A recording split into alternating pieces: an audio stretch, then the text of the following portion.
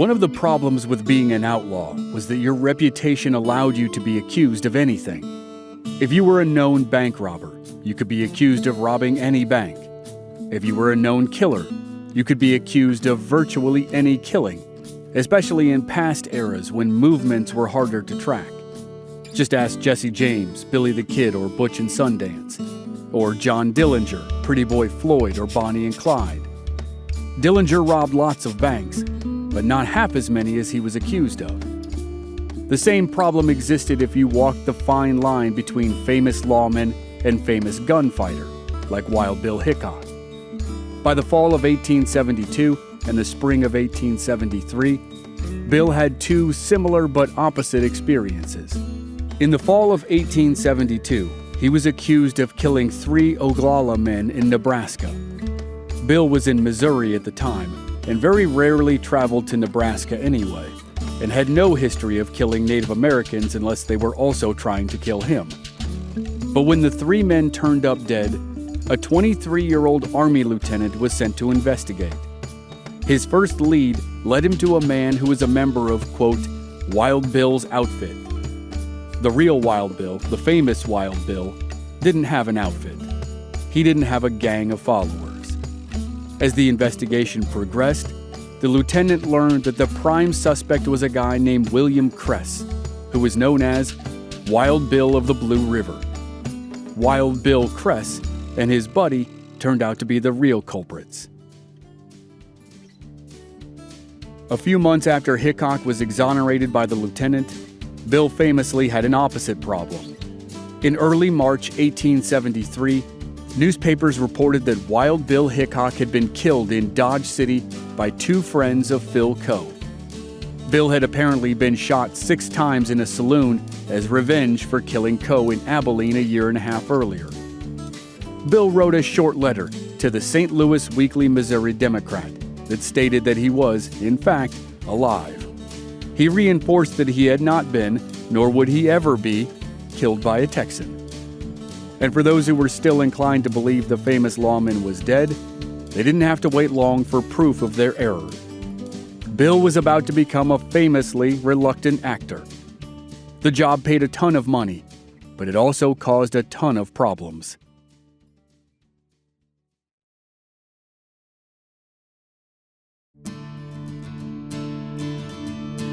From Black Barrel Media, this is Legends of the Old West.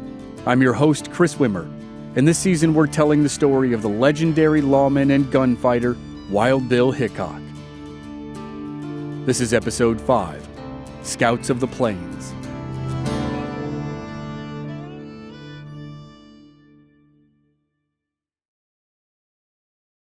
In the spring of 1873, Wild Bill Hickok was on a cold streak at the gambling tables.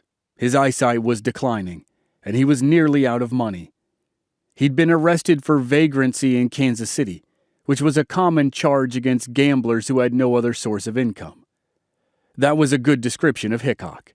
He was famous, but he didn't have a way to capitalize on his fame. His old friend Buffalo Bill Cody did. By that time, Cody was equally famous, if not more so. He'd guided dignitaries on hunting trips across the West, and he was one of 4 civilian scouts who'd earned the Congressional Medal of Honor during Army actions against Native American tribes on the plains. Recently, he and another famous scout, Texas Jack Omohundro, had performed a few shows of a play called Scouts of the Plains. Cody said there could be a part in it for Hickok. But after Hickok's comical failure producing a Wild West show in Niagara Falls, he said he was done with show business. However, the salary changed his mind. Cody assured Hickok that all he had to do was play himself, and he would make $100 per week. That was a princely sum in the 1870s, and Hickok set aside his misgivings and said yes. Then he learned more about the play. He knew he was playing himself, and he had to deliver lines that were written by the author, but he didn't know how bad they'd be. The author was Ned Buntline. He was a famous newspaperman and novelist, and also one of the worst human beings of his era or any era. He'd written a very simple play after traveling from his home in New York to the west. In the original version, it was just two scouts of the plains, Buffalo Bill and Texas Jack, telling stories of their adventures to Buntline in front of a campfire. Buntline played the leader of a group of travelers, and the vast majority of the play was just the three men on stage swapping tall tales. Occasionally, the storytelling sessions were interrupted by wild Indians who burst into the campsite and had to be dealt with by the heroic scouts. The problem was that Buntline's dialogue was so over-the-top melodramatic and full of so many things that Hickok and Cody would never say as real scouts of the plains, or anywhere else for that matter, that the play quickly became a comedy. It was supposed to be serious, but the audience kept laughing. The early shows were trashed by critics, and probably with justification. But the people couldn't get enough of it. They flocked to see the show. It was an early signal to the blossoming entertainment industry that what's good and what's popular are two different things. So if you've ever complained that Hollywood doesn't make good movies anymore, it's pretty easy to explain. If bad but popular movies keep earning $1 billion at the box office, Hollywood will keep making them. When Hickok joined the cast of Scouts of the Plains, he replaced Ned Buntline, much to the delight of the audience. Buntline was almost universally recognized as the worst part of his own play. Hickok made his debut in New York City, which was intimidating for any actor, especially one who didn't want to do it. But with Hickok's name on the bill, the money started flowing. The chance to see Hickok and Cody on the same stage doing anything was too good to pass up. The theater at Niblo's Garden on Broadway and Prince Street was packed for every show.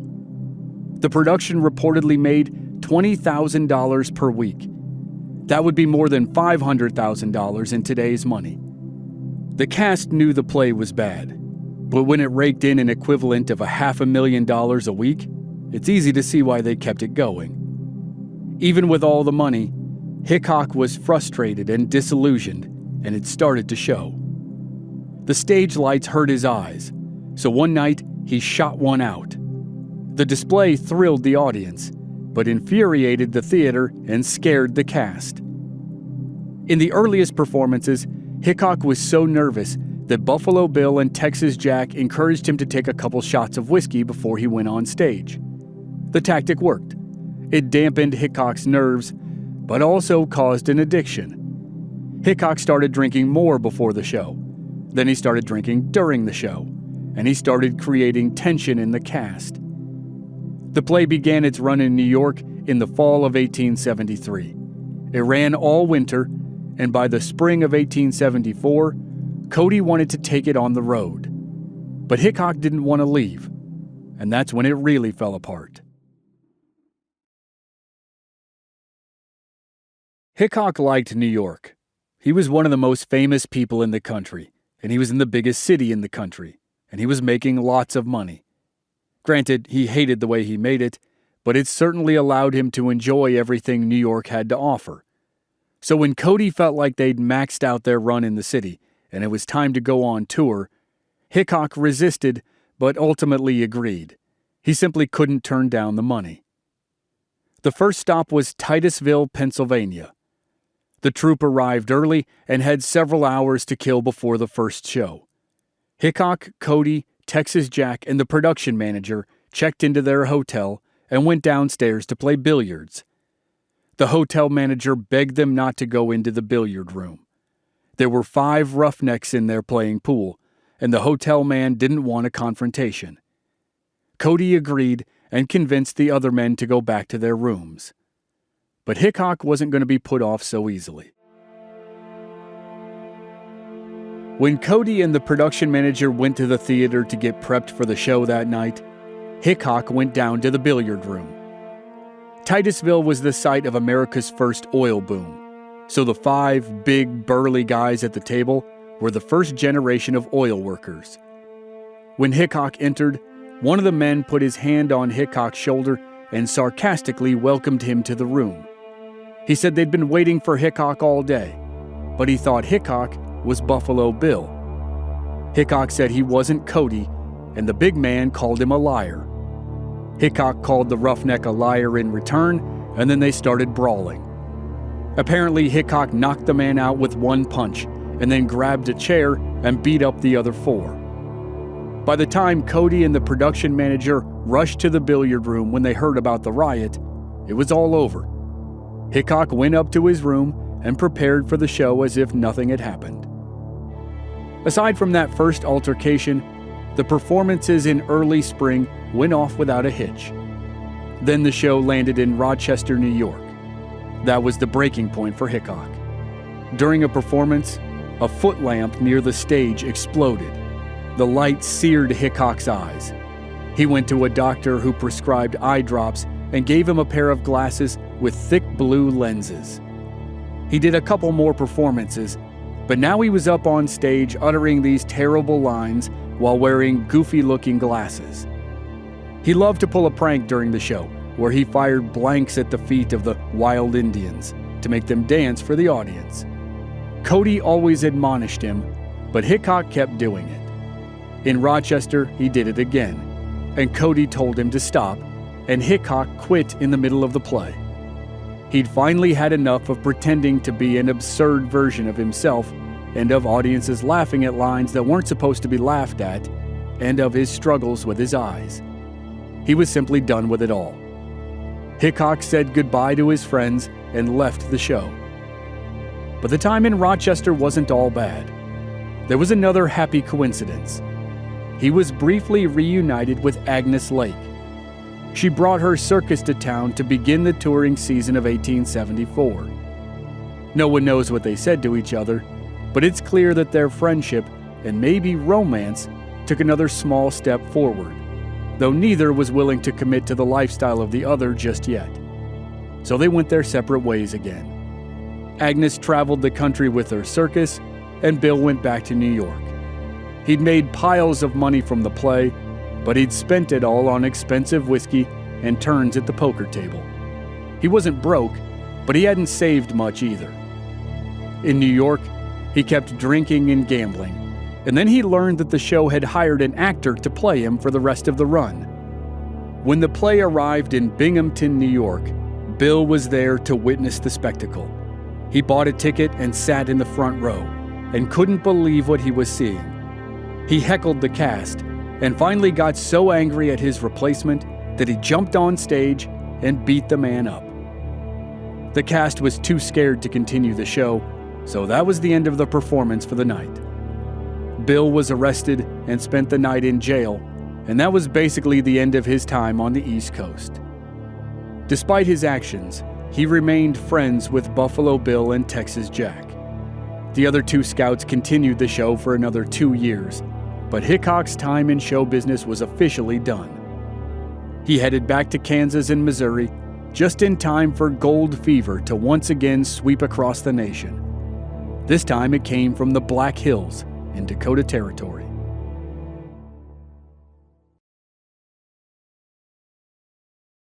There had been rumors of gold in the hills for years, but when Lieutenant Colonel George Armstrong Custer led 1,000 soldiers into the area in the summer of 1874, he confirmed its existence once and for all.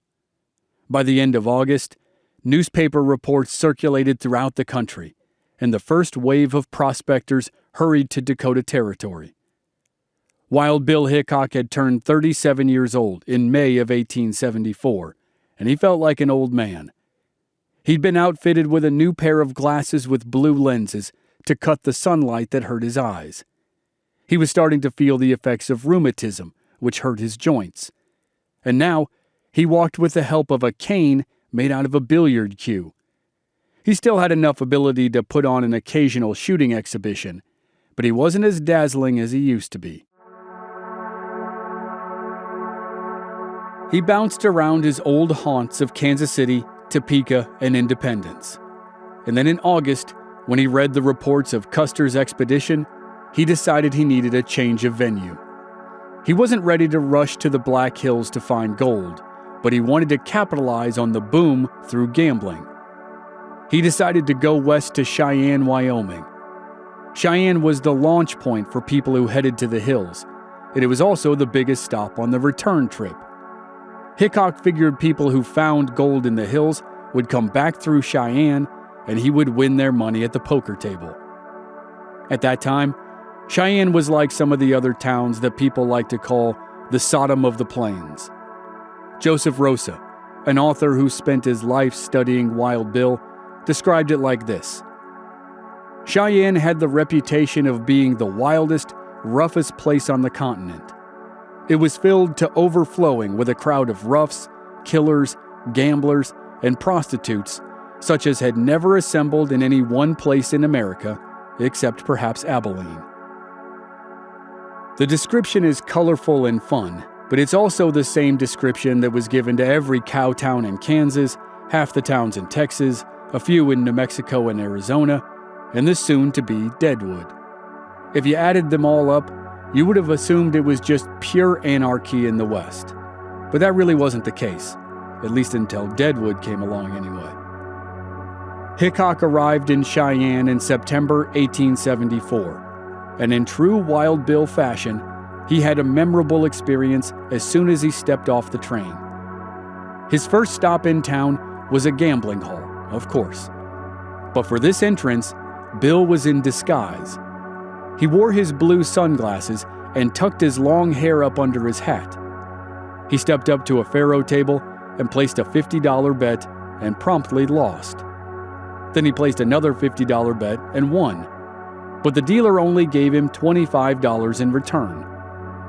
Bill asked why he hadn't been given his full $50 winnings. The dealer informed him that it was $50 if he lost, $25 if he won. Bill was not happy about being swindled, and the old Wild Bill came out quickly. He hoisted his cane made from a billiard cue and smacked the dealer on the top of the head. Then he bashed the man who was the lookout for the dealer. Then he cracked two bouncers who rushed up to the table. Then he spun toward the rest of the people in the saloon and brandished his cane. But as he turned, his hat and glasses flew off, and he was revealed to be the legendary gunfighter and man-killer, Wild Bill Hickok. Hickok seemed to enjoy the shocked reaction of the crowd. He made a motion toward his guns, and everyone in the joint ran for the exit.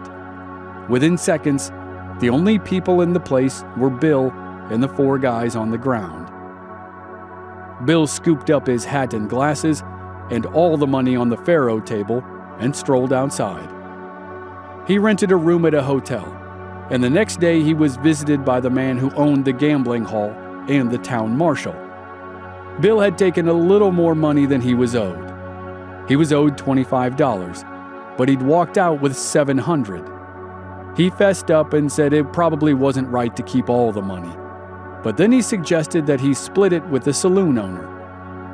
The owner wasn't wild about only getting half the money back, but the town marshal thought that they could end this without getting killed.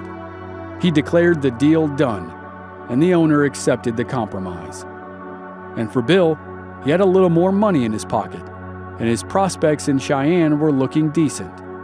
And they were helped by a reunion with an old friend. Colorado Charlie Utter went to Cheyenne for the same basic reason as Bill, to make money. They both enjoyed gambling, but Charlie didn't view it as a profession. His profession at this point in his life was the freight business.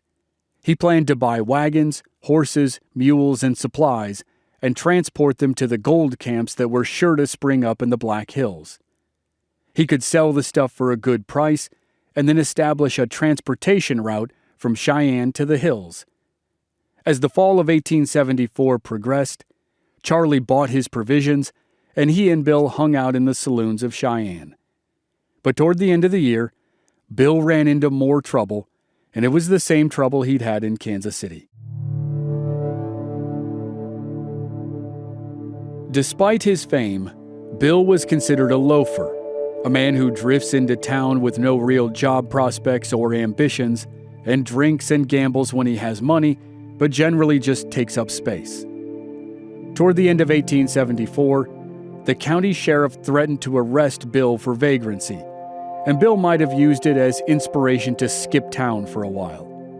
Information about him for the first half of 1875 is spotty, though he was definitely back in Cheyenne by June 17th. The town marshal or the county sheriff followed through on the threat, and Bill was arrested for vagrancy. But other than that, the rest of 1875 passed quietly, and the new year of 1876 brought a host of changes that rejuvenated Bill, at least for a time. He'd been exchanging letters with Agnes Lake for nearly 2 years, since their quick reunion in Rochester before Bill quit the play. By now, Agnes was 49 years old, and she was ready to start thinking about life after the circus. She traveled to Cheyenne in late February 1876 and stayed with a couple friends. On the surface, she said she was there for business reasons, but the real reason became apparent a few days later. Bill visited Agnes at her friend's house on March 4th, and then on March 5th, Bill and Agnes got married. He was 38 and she was 49, and the reunion began a whirlwind of a 5-month period that was the end of Bill's life.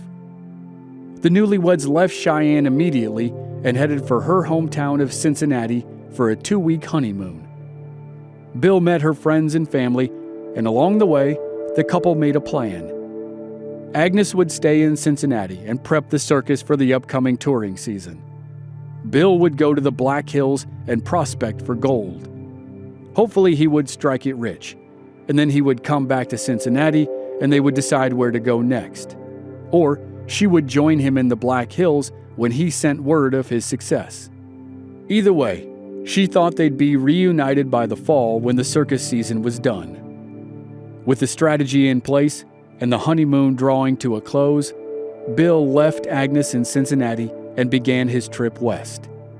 He stopped at his family's home in Troy Grove, Illinois, and spent a couple days in the house he hadn't seen since 1869. It was almost exactly 7 years ago that he'd shown up with a spearhead of a Cheyenne lance in his leg and had it removed by a doctor.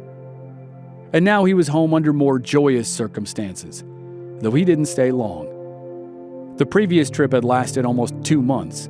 This one lasted only a couple days. He was a man on a mission, and he had to get going. He took a train to St. Louis and tried to organize a large group of potential prospectors to go with him to the Black Hills to strike it rich. Somewhat surprisingly, there were no volunteers. Maybe Hickok's star had faded more than he thought. Or maybe people just weren't ready to make the leap in large numbers like they had with gold rushes in California and Colorado in previous decades.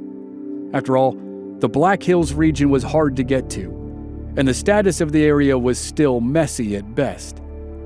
President Ulysses S. Grant had tried and failed to buy the Black Hills from the Lakota, so it still didn't belong to the United States.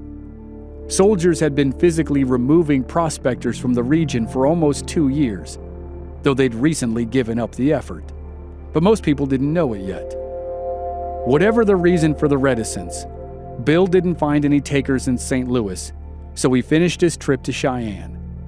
He was back in town by the end of March, and he reunited with Charlie Utter. Charlie was succeeding where Bill failed. Charlie was putting together a caravan of wagons and supplies and people to head for the Black Hills. Bill readily joined the group, and they continued making preparations and waiting for the weather to warm up. By the end of June 1876, they were ready to go, having no idea that the biggest battle between North American warriors and the U.S. cavalry had just happened about 300 miles to the north.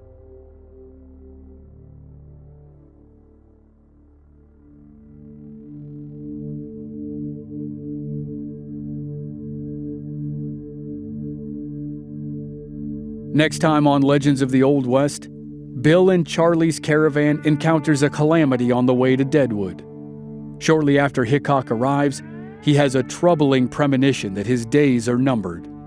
He believes his own death is near, and his final days turn dark in Deadwood Gulch. The season finale of Wild Bill Hickok is next week on Legends of the Old West. And members of our Black Barrel Plus program don't have to wait week to week. They receive the entire season to binge all at once with no commercials. Sign up now through the link in the show notes or on our website, blackbarrelmedia.com. Memberships begin at just $5 per month. Audio editing and sound design by Dave Harrison. Original music by Rob Valier. I'm your writer, host, and producer, Chris Wimmer. If you enjoyed the show, please leave us a rating and a review on Apple Podcasts or wherever you're listening. Check out our website, blackbarrelmedia.com, for more details, and join us on social media. We're at Old West Podcast on Facebook, Instagram, and Twitter. This show is part of the Airwave Media Podcast Network. Please visit airwavemedia.com to check out other great podcasts like Ben Franklin's World, Once Upon a Crime, and many more. Thanks for listening.